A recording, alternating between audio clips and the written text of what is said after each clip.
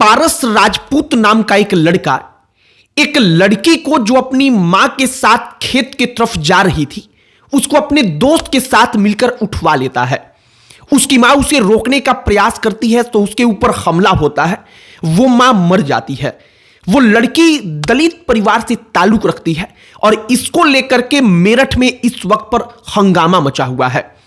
हमने सब कुछ पढ़ा, जो तमाम चीजें सोशल मीडिया पर चल रही हैं उसको पढ़ा, और इसके बाद हमने एक और कहानी पढ़ी कि ये मामला अगर सिर्फ और सिर्फ किसी लड़की को अपहरण करके पारस राजपूत के द्वारा उसकी मां की हत्या करने की है, तो कुछ दिनों पहले उस लड़की और उस लड़के के परिवार के बीच पंचायत क्यों हुई थी। यूपी तक अपनी रिपोर्ट में पड़ोसियों से बातचीत करता है। पड़ोसी कहते हैं कि कुछ दिनों पहले या कुछ महीनों पहले उन दोनों के बीच प्रेम प्रसंग का मामला चल रहा था, तो एक पंचायत हुई थी। पंचायत में बाकायदा जो राजपूत परिवार है वो उस लड़की के परिवार को 50,000 रुपया देता है और इस मामले को, प्रेम प्रसंग के मामले को खत्म करने का आश्वासन देता है। हालांकि लड़की और लड़का एक दूसरे को प्यार करते हैं और इसके बाद से ये तमाम चीजें जो घटित हुई हैं, पड़ोसियों का दावा है कि ये उसी का परिणाम है। जो तमाम चीजें चल रही हैं सोशल मीडिया पर वो भी बताएंगे। जो कहानी भीड़ में छूट गई है वो भी आपको समझाने का, बताने का प्रयास करेंगे।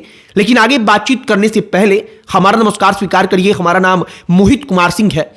जो उत्तर प्रदेश का मेरठ है वो इस वक्त पर राजपूत बनाम दलित या अगड़ा बनाम दलित की लड़ाई का अड्डा बना हुआ है। क्यों? क्योंकि मामला प्रेम प्रसंग और प्रेम प्रसंग के बाद एक हत्या की है। सबसे पहले आप कहानी समझिए। मेरठ में एक लड़की थी, एक लड़का उसी के गांव का रहने वाला था।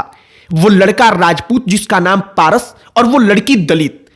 इन दोनों के बीच की कहानी यह है कि वो लड़की अपनी मां के साथ खेत की तरफ जा रही थी और उसी दौरान सुनील नाम के अपने दोस्त के साथ वो लड़का पारस आता है, जो कंपाउंडर का काम करता है, नौकरी करता है। वो उस लड़की को वहां से उठाकर लेकर जाने लगता है, जो लड़की के परिवार वाले बता रहे हैं।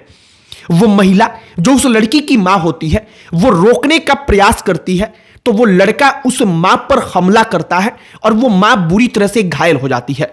अस्पताल ले जाया जाता है, लेकिन अफसोस कि उसे बचाया नहीं जा सका। और इसके बाद एक ऑल्टो कार से वो लड़की और वो लड़का, तमाम लोग जो वहां पर थे, वो बैठ करके वहां से भाग जाते हैं। यह कहानी का पहला पहलू जो तमाम जगहों पर आप देख रहे हैं। अब आइए दूसरे पहलू पर, जो यूपी तक अपनी स्टोरी में कवर करता है। यूपी तक उस गांव में जाता है जहां की ये पूरी की पूरी कहानी है। वो पड़ोसियों से बातचीत करता है, तो पड़ोसी सबसे पहले यह दावा करते हैं कि जो लड़का है वो लड़का असल तौर पर नाबालिग है और लड़की बालिग है। मतलब कि लड़के की उम्र 18 से कम है और लड़की की उम्र 18 से ज्यादा है। लड़की उम्र में लड़के से बड़ी है। अब इसके बाद से जो दूसरा महत्वपूर्ण पॉइंट वो पड़ोसी बताते हैं, वो दावा करते हैं कि चंद दिनों पहले एक पंचायत हुई थी। पंचायत में उस राजपूत परिवार के लड़के के परिवार ने 50,000 रुपए लड़की के परिवार को दिया था। अब कहने का मतलब कि अगर अचानक से सब कुछ होगा कि कोई लड़का किसी लड़की का अपहरण कर लेता है, तो चंद दिनों पहले क्या वाकई में पंचायत होती?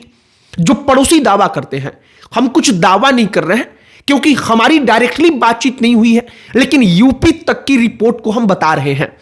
अब एक बात तो यहां पर साफ है कि अगर पंचायत हुई है, 50,000 रुपया लड़के के परिवार वालों ने लड़की के परिवार वालों को चंद सप्ताह, चंद महीना पहले दिया था, तो इसका मतलब पहले भी कुछ ना कुछ तो हुआ होगा। पड़ोसी कहते हैं कि दोनों एक दूसरे को प्यार करते थे और पहले भी यही प्रेम प्रसंग का ही किस्सा था, और इसी मामले को सेटल करने के लिए, खत्म करने के लिए 50,000 रुपए की डिमांड लड़की के परिवार वालों ने रखा था और लड़के के परिवार वालों ने दिया था। यूपी तक की रिपोर्ट में वो पड़ोसी दावा करते हैं कि लड़का और लड़की एक दूसरे से प्रेम करते हैं, और सबसे महत्वपूर्ण बात, वो पड़ोसी कहते हैं कि असल तौर पर लड़के ने उस महिला को मारा ही नहीं। जब वो लड़की को लेने गया तो लड़की वहां से अपनी मां के पास से दूर जाने के लिए भागी और उसकी मां ने उसे पकड़ लिया।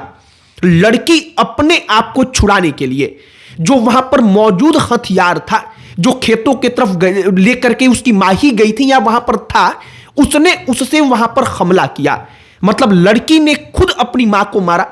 यूपी तक की रिपोर्ट में इस बात का जिक्र आता है और इसके बाद से वो मां जो होती है, वो महिला होती है, वो घायल हो जाती है, वो अस्पताल जाती है जहां पर उसे बचाया नहीं जा सका। तो ये दो अलग अलग पहलू, दो अलग अलग कहानियां। हर कहानी में जब एक तरफा केवल बातें सुनाई जाती हैं, भीड़ जो कहती है, केवल उसी चीजों को सोशल मीडिया पर लिखा जाता है, तो हमारा प्रयास होता है कि दूसरे पहलू को हम समझें। और यहां पर भी हमने समझना चाहा कि क्या वाकई में सच में यही हुआ था कि कोई लड़का अचानक उठता है, लड़की का अपहरण करता है, उसकी मां को मार डालता है। लेकिन तब हमें मालूम चला कि कुछ दिनों पहले पंचायत हुई थी और हम यूपी तक की रिपोर्ट के आधार पर यह कहानी आपको बता रहे हैं। अब मौजूदा वक्त में क्या हो रहा है? मौजूदा वक्त में जो वहां पर नेता हैं, तमाम अलग अलग पार्टियों के, वो पहुंच रहे हैं।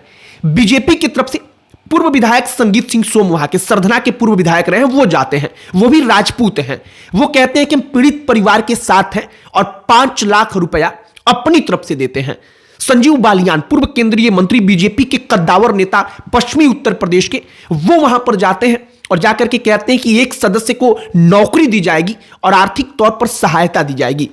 अब तक के अपडेट के मुताबिक जिला प्रशासन की तरफ से 10 लाख रुपए लड़की के पिता को सौंपा जा चुका है।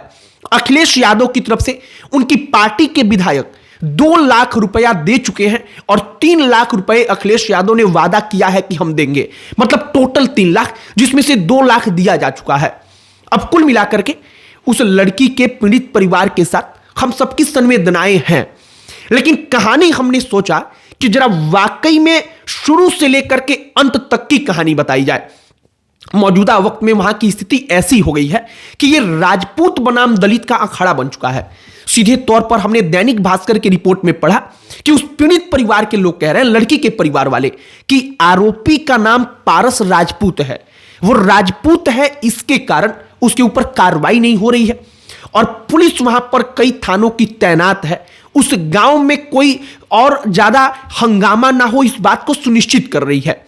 लेकिन फिर भी जो असल तौर पर कहानी थी, हमने सोचा कि इसका दूसरा पहलू भी आपके सामने रखा जाए। हमने दूसरा पहलू भी रखा है।